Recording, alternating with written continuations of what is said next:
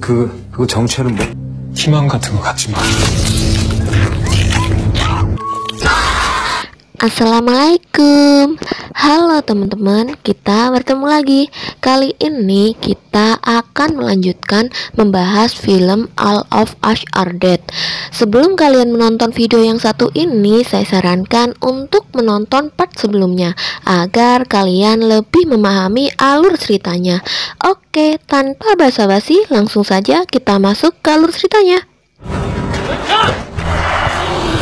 Di awal film, kita diperlihatkan Pak Le yang sedang diinterogasi oleh polisi yang bernama Jazil. Dia mengaku bahwa dirinya yang telah membuat virus zombie tersebut. 다 죽을 거야. Awalnya, Pak Le hanya ingin menciptakan sebuah serum yang bisa digunakan untuk mengubah rasa takut menjadi rasa marah, agar putranya yang sering dibuli bisa melawan para anak nakal yang membulinya. Namun, tanpa dia menduga, anaknya justru menjadi zombie yang mengerikan. Bahkan istrinya juga ikut menjadi zombie setelah digigit oleh anaknya. Sehingga Pak Le berusaha membuat serum lain untuk mengembalikan anak dan istrinya menjadi manusia kembali. 할 때까지 10분도 남지 않았다. Pak Le juga menjelaskan alasan dia menyekap Yeonjo sebagai bahan percobaan bukanlah karena ingin balas dendam karena Yeonjo dan teman-temannya sering membuli anaknya, melainkan hal itu dilakukan karena Yeonjo yang sebelumnya tergigit tikus percobaan miliknya. 모든 쥐들을 위해. Namun, Jae tampaknya tidak percaya dengan perkataan Pak Le dan menuduh Pak Le telah mengarang cerita tersebut dan menganggap Pak Le adalah seorang psikopat karena telah membunuh anak istrinya serta menyiksa Yeonju untuk kepuasan dirinya. 나 진짜 당신 같은 인간들 범죄는 시발 지가. Di tempat lain, setelah kematian Isha, Jung Sung mengatakan jika mereka tidak bisa terus menunggu di sana, sehingga dia memiliki ide untuk keluar dari ruangan tersebut menggunakan selang yang sebelumnya mereka gunakan untuk membuka gembok ruangan tersebut. 딱 한 뼘만 열어.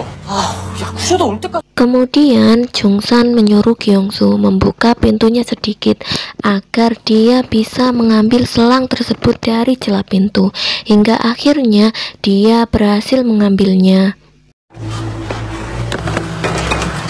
Setelah itu, dia menyuruh teman-temannya untuk membuat simpul agar mereka dapat menggunakan simpul-simpul tersebut sebagai pijakan ketika mereka turun dari ruangan tersebut.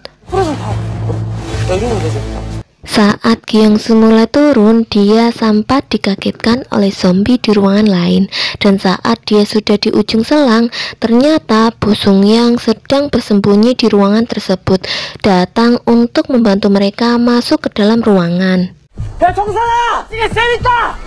Satu persatu mereka turun dan masuk ke dalam ruangan itu. Sementara Namra sempat menulis sebuah pesan untuk Suyok bahwa mereka berada di ruangan siaran. Saat Jungsan menyuruh Unju untuk segera turun, Unju malah mengatakan dia tidak memiliki alasan untuk hidup karena dia telah kehilangan sahabat dan orang yang dia cintai. Lalu Jungsan berusaha menyemangatinya dengan mengatakan bahwa Unju masih memiliki ayah yang menyayanginya, dan akhirnya Unju mau menuruti perkataan Jungsan dan turun ke ruangan siaran. 가자. Setelah memastikan Unju sudah sampai di ruang siaran, Jungsan bersiap untuk turun. Namun para zombie berhasil menerobos ruangan tersebut dan menyerang Jungsan hingga mereka terjatuh dari atas sana. Untuk part 3 cukup sampai di sini dulu ya. Tonton part selanjutnya. Jangan lupa like, komen, subscribe, dan nyalakan lonceng notifikasinya. Terima kasih.